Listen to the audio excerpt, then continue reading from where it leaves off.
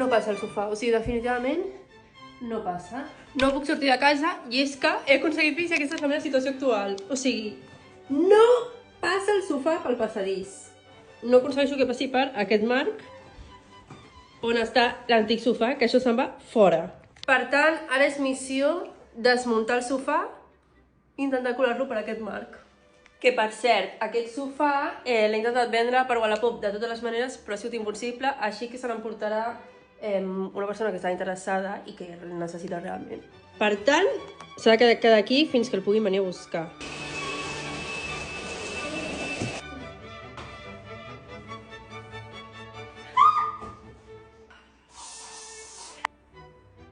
La meva fòbia és de les aranyes, o sigui, ho passo molt malament, m'entra molta ansietat. És que tinc molta por.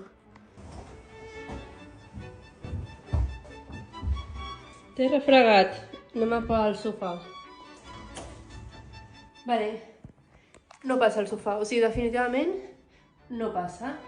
No passa pel marc, així que el que toca ara és anar a treure efectiu i pagar algú perquè em desmunti el marc de la porta. Seré aquella.